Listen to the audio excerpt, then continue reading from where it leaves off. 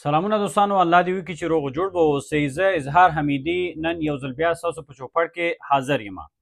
په دغه ویډیو کې به نن تاسو سره دغه معلومات زه شریکوم چې تاسې څنګه کولی شئ د خارجي هیوادونو تحصیلي ویزې ترلاسه کړئ او همدارنګه په نړۍ کې کم هیوادونو پوهنتونونه افغانانو ته سکالرشیپونه وړاندې کوي هر کال، او همدارنګه د سکالرشیپونو ترڅنګ تاسې څنګه کولی شئ چې هغه پوهنتونونو ته تاسې اپلای وکئ او دغه پوهنتونونه تاسې څه ډول پیدا کئ او څه ډول تاسې دغه تحصیلي ویزې ترلاسه کئ.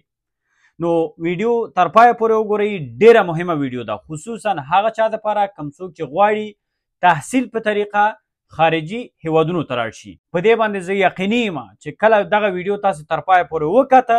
نو تاسې سل په سلو کې کولی شئ چې خپل ځان ته تاسې هیواد وټاکئ او همدارنګه تاسې هغه پوهنتون تاسې ځان ته په نښه کوئ چې هغه پوهنتونونه افغانانو ته تحصیلي ویزې وړاندې کوي. که څوک پیسې لري نو هغوی کولی شي چې همداسې عادي ډول ورته اپلای وکړي، ځکه چې هر کال چې کوم نوی سمسټرونه شروع کیږي نو انټرنیشنل سټوډنټس قبلوي، ځکه چې په دغه ویډیو کې تاسو سره هماغه پوهنتونونه شریکوم چې کوم افغانانو ته تحصیلي ویزې وړاندې کوي. نو تاسې عادي ډول اپلای کولی شئ او خپل هغه کوم فیسونه چې دوی چې کوم فیسونه دي هغه فیسونه به تاسې ورکوئ او تحصیلي ویزه به ترلاسه کوئ. او کوم څوک چې پیسې نه لري نو هغوی بیا کولی شي چې سکالرشپ په طریقه کوم پوهنتونونه چې تاسو ته په دغه ویډیو کې زه په نښه کوم نو تاسې به صبر کوئ چې کله سکالرشپونو وخت ورسېده نو بیا تاسې کولی شي چې فری ډول تاسې تحصیلي ویزه ترلاسه کوئ. اوس راځو په دې باندې غږیږو لومړی چې دې نه مخکې چې زه دې ته راشم چې هغه هیوادونه او هغه پوهنتونونه زه تاسو ته په نښه کوم چې کوم افغانانو ته تحصیلي ویزې ورکوي. نو د هر څه نه لومړی راځم چې تاسې څه ډول کولی شئ چې دغه برنامو ته تاسې رسیدګي وکئ، څه ډول دغه برنامې تاسې وپېژنئ، دغه پوهنتونونه تاسې څه ډول وپېژنئ او کوم ریکوایرمنټس ضروري دي چې تاسې ولرئ تر څو دغه تحصیلي ویزې تاسې ترلاسه کړئ. دا مهال زه خپل کمپیوټر کې یم چې دغه کمپیوټر ما په دغه کمپیوټر کې هغه ویب سایټ ما خلاص کړی ده چې په دغه ویب سایټ کې خصوصا افغانانو لپاره چې کوم اپورچونیټیز اعلانیږي همیش نو په دغه ویب سایټ کې به تاسو ته اعلانیږي. نو لومړی راځم په هغه ټپس باندې زه غږیږم چې تاسې څه ډول کولی شئ چې هغه ریکوایرمنټ سره هغه شرایطو سره تاسې ځان برابر کړئ. د هر څه نه لومړی راځم هغه لومړنی ټپ ته. لومړی ضروري دا خبره ده چې هر وخت چې تاسې خارجي هیوادونو تحصیلي ویزو ته تاسې اپلای کوئ تر ټولو مهم شرط دا ده چې ستاسو فیصدي باید حد اقل د 15 څخه پورته وي. نو که چیرته 15 شاخوا وي خو ښه خبره ده، تاسې بیا کولی شئ چې هر یو پوهنتون ته تاسې اکسپټنس هغه چانسونه تاسو ته ډیر شي. نو حد اقل د 15 څخه باید بیخي کم نه اوسیږي او 15 شاخوا وي. بیا تاسې کولی شئ چې هم سکالرشپونو ته تاسې اویلیبل شئ او هم تاسې نورو برخو کې چې کله تاسې همدغسې په خپلو شخصي مصارفاتو باندې تاسې غواړئ چې اپلای وکړئ. په دوهم شرط کې نو دغه ضروري ده چې تاسې باید ریسرچ تاسې وکړئ، سرچ تاسې وکړئ. نو په دې هم نه ده چې فرض مثال ستاسو فیصدي هم ښه وي، تاسې واجد شرایط هم اوسیږئ خو که چېرته تاسې همدغسې ځان ویده واچوئ خو نه کیږي. نو طبعا تاسې فیسبوک ټول استعمالوئ، انټرنیټ ټول تاسې لرئ، ټیک ټاک تاسې ګورئ، یوټیوب تاسې ګورئ، نو همیشه هغه برنامو تاسې په سرچ کې واوسیږئ چې تاسې هغه برنامو په واسطه وکولی شئ چې تحصیلي ویزې تاسې ترلاسه کړئ. نو یو وړکی مثال تاسو ته در کوم. زما یو ملګری و په افغانستان د کونړ ولایت څخه، نو هغه چې دی زما په پوهنتون په دوره کې صنفي مې هم و. نو تاسې دغه خبره چې اوس کومه تاسې دقیق ډول تاسې واورئ. دا هغه کسانو دپاره چې بعضې کوم خلک چې وایي ورا افغانستان څخه دننه موږ تحصیلي ویزه نشو ترلاسه کولی، داسې ده هغسې ده.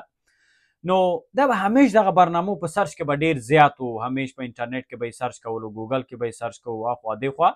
نو مختلف ډول دې برنامې به پیدا کولې چې ولا دلته اپلای کوم هغلته اپلای کوم. بغیر له دې څخه چې دی کوم ایجنټ ته لاړ شي، کوم کنسلټنسي ته لاړ شي. نو دی یو وخت یو پوهنتون دی پیدا کړله په سویزرلینډ کې. نو دی ویل چې والا زه خو غواړم چې زه ماستري وکړم په سویزرلینډ کې. نو خبره لنډوم، آخر دی همغه برنامې ته دی اپلای وکړو، مخکې نه پیسې هم تاویلې کړلې. زما یو بل ملګری و هغې ته هغه بیا قصه کوله، ما ته یې ویل چې دغه پوهنتون نه اپلای وکړه، پوشورونه $2,500 غواړي نو دا به ورته پرداخت کوو خو رسمي افیشل ویب سایټ د رسمي پوهنتون د په سویټزرلینډ کې نو اپلای به ورته وکړو ماستري به وکړو آنلاین هغه ویل چې کینه مړه آنلاین به څه ماستري وي څه د هغه به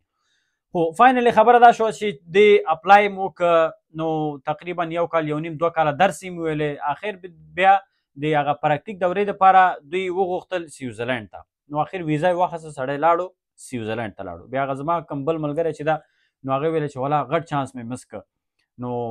فلانکی لاړو د هغې ته سویټزرلینډ کې اوس ګرځي نو همدغه د پوهنتون په طریقه باندې خو زه تر اوسه پورې دلته ګرځم ګوره دا یو وړکی مثال کیدلی شي نو هغه کسانو دپاره چې هغوی همیش په سرچ کې دي په سرچ کې اوسئ همیش حتما تاسو ته یوه برنامه ستاسو لاسته ورځي نو اروپا ته خلک نن سبا په څومره په مشکلاتو باندې ځي خیر هغې باندې زه نه غږېږم بل راځمه د نیټورک خبره ده چې همیش تاسې باید کوشش وکړئ چې دغسې برنامو په سرچ کې واوسئ ریسرچ تاسې کوئ لینک کې تاسې واوسېږئ خپل پوهنتون سره تاسې په لینک کې واوسېږئ خپل پوهنتون سره هلته باید هغې ته ووایي چې همیشه دغسې کوم سکالرشپ یا اعلانېږي یا دغسې کوم برنامه اعلانېږي نو یو خبر راکوئ نو خبره دا شی ده چې تاسې باید کیپ ان ټچ باید تاسې واوسېږئ بل خبره دا ده چې همیشه دغه کوم سکالرشپونه راځي نو هغه سکالرشپونو په اړه مختلف ډول ویب سایټونه دي چې یو څو ویب سایټونو لینک په همدغه ویب سایټ کې په همدغه ویډیو په دغه ډسکرپشن کې زه هم تاسو سره زه شریکوم چې همیشه تاسې کولی شئ چې هغه ویب سایټونه تاسې سر کوئ چې همیشه کوم نوې برنامې راځي نو هغه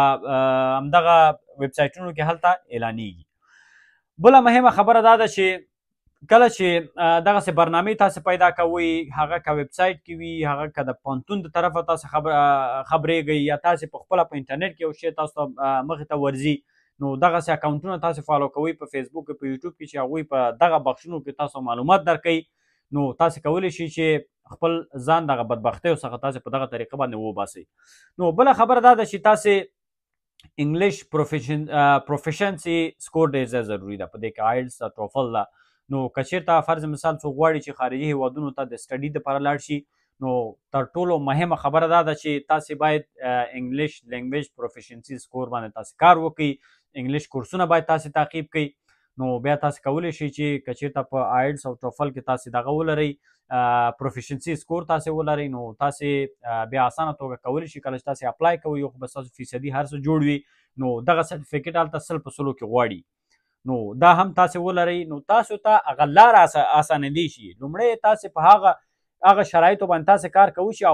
اورال تاسې شرایط تاسې ګورئ چې په هغې کې فیصدي ده انګلیش لینګویج پروفیشنسي سکور ده نو هغه شرایط تاسې ټول باید مخکې نه تاسې ولرئ نو دا تاسې باید ولرئ بیا هغې نه وروسته فرض مثال هغه ممالک چې هغوی اوس زه راځمه چې افغانانو ته فرض مثال دغه ویزې ورکوي سټډي ویزې ورکوي هغه چانسونه د افغانانو ته همیش په هغې باندې تاسې فوکس ساتئ او همدارنګه چې کوم دغه دي د کنسلټنسیز دي چې مختلف ډول کنسلټنسیز دي تاسې وخت نه وخت تاسې نو دا هم ضروري خبره نه ده چې هر یو کنسلټنسي ته تاسې له نږدې څخه تاسې ورشئ هلته نو هغوی سره تاسې خبرې وکړئ لومړی ځل تاسې ورشئ خو هغې ټلیفون شمارې تاسې کولی شئ چې ځان سره وساتئ نو وخت نه وخت تاسې یو معلومات ورڅخه غواړئ چې نو کومه برنامه خو به نه وي اعلان شوې نو دغسې سکالرشپونه راځي دغه راځي نو موږ ته یې احوال راکوئ تاسې په خپله تاسې احوال اخلئ نو بیا تاسې کولی شئ چې د هر یو کنسلټنسي چې کوم ویریفای کنسلټنسي سره تاسې غواړئ چې دغه پروسه تاسې مخې ته ویسئ نو تاسې به هغوی سره تماس نیسئ نو چې هر یوه برنامه یې په همغه برنامه باندې بیا تاسې کولی شئ لاړ شئ مخې ته لاړ شئ همدارنګه په دې کې ریکمنډیشن لیټرې دي چې تاسې باید چې هغه اسنادونه یو په یو تاسې ځان سره ولرئ چې کوم پوهنتون نه تاسې فارغ هستئ نو هغې نه تاسې ورشئ ریکمنډیشن لیټر یې هم تاسې واخلئ اوس راځم هغې ته چې کم هیوادونه دي چې هغه افغانانو ته تحصیلي ویزې ورکوي چې سره له دې چې هیواد نن سبا تاسې ګورئ چې دا مخکنی نظام سقوط شوه چې دا چې اوس مهال کم نظام راغلی ده چې دې سره اکثر هیوادونه مشکل لري نو ډېر هیوادونه چې اوس مهال افغانانو ته سټډي ویزې یا نورې ویزې نه ورکوي مشکله ده نو په دې کې اوس تاسو سره یوازې هغه هیوادونه زه شریکوم چې نو دغه مشکلاتو سره سره افغانانو ته اوس هم تحصیلي ویزو هغه اپورچونیټیز افغانانو ته وړاندې کوي نو د هر څه نه مخکې کاناډا ته کاناډا اوس مهال هم نو په دې کې بعضې پوهنتونونه دي چې هغوی سټډي ویزې افغانانو ته ورکوي چې د هغې د پوهنتونونو له جملې څخه چې دی هغه ویسټرن یونیورسټي ده، نو فینشا کالج ده، او همدارنګه ورلډ یونیورسټي سروس آف کینیډا ده، او دغه پوهنتونونه دي چې دا افغانانو ته اوس مهال هم د سره سره چې افغانستان کې مشکلات دي نو دوی افغانانو ته دغه ورکوي، سټډي ویزې افغانانو ته پرووایډ کوي. همدارنګه امریکایي بعضې پوهنتونونه دي چې اوس په نږدېو کې یو دوه زما ملګري وو چې هغوی راغله، نو اوس مهال په امریکا کې دي چې هغوی خپل درسونو ته ادامه ورکوي. نو خبره دا شی نه ده چې خلک به نه راځي، خلک راځي، خو هغه خلک به راځي چې هغوی اوپن مایندډ دي، همیش دغه برنامو په سرچ کې دي. نو امریکا هم افغانانو ته سټډي ویزې ورکوي چې د هغې له جملې څخه چې دی ګوډوین یونیورسټي ده، یونیورسټي اف برجپورټ ده. نو دغه دوه یونیورسټیانې چې کوم یو دي اوس مهال دا هم افغانانو ته سکالرشپې وړاندې کوي، او همدا ډول تاسې کولی شئ چې خپل شخصي مصارفو باندې هم تاسې کولی شئ چې دغه یونیورسټیګانو کې تاسې داخله واخلئ. دا کوم ریکوایرمنټ چې ما تاسو سره شریک کړه نو همدغه ریکوایرمنټ په درلودو سره تاسې کولی شئ چې اپلای وکړئ. همدارنګه یونایټډ کینډم ده چې لندن ته هم تاسې کولی شئ چې اوس مهال دغه مشکلاتو سره سره لندن هم افغانانو ته سټډي ویزې پرووایډ کوي چې د هغې جملې څخه چې مختلف ډول پوهنتونونه دي په دغه کې په یوکې کې، نو هغوی افغانانو ته سټډي ویزې اوس مهال هم ورکوي. نو په کنسلټنسیانو کې به تاسې کتلی وي چې بعضې مختلف ډول مستقیم ورسره افیلیشن هم لري چې کنسلټنسي ته که چېرته تاسې مراجعه وکړئ نو هغوی مکمل هر څه ستاسو پروسس کوي او تاسو کولی شئ چې هلته خپله داخله واخله. خپله هم کولی شئ. بل جرمني هیواد ده چې جرمني هیواد اوس مهال افغانانو ته مختلف ډول سکالرشپې وړاندې کوي. همدارنګه جرمني بعضې وخت کې مختلف ډول برنامې لري چې هغه د ښځو په بخش کې چې اوس مهال چې څو ورځې مخکې یوازې د ښځینو دپاره چې هغوی کوم چا چې ژوند په خطر کې وي هغه خلکو هم اپلای کولی شول، او کوم چا چې کوم څوک چې فرض مثال تحصیل دپاره تلل غواړي نو هغو هم کولی شول چې اپلای وکړي. هغه برنامه تر اوسه هم خلاصه ده.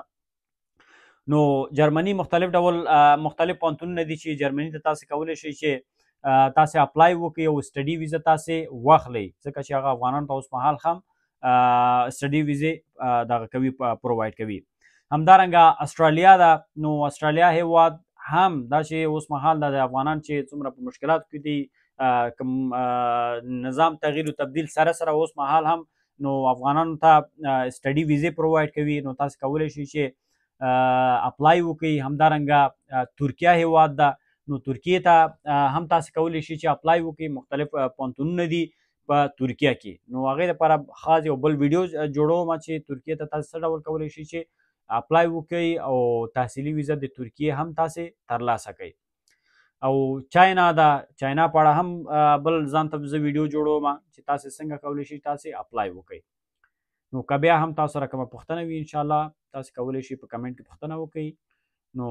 زه به ستاسو پوښتنو ته ځواب ورکوم. نو دا هر څه یوازې دی د خاطره زه کوم چې افغانان وکولی شي هر څه په خپله ترسره کړي. خپله تاسې دغه ویب سایټونه پیدا کړئ. نو هر څوک چې دغه معلومات وړاندې کوي هغه تعقیبوئ، هغه معلوماتو سره سره ویب سایټونه پیدا کوئ او اپلای وکړئ او ویزې ترلاسه کړئ.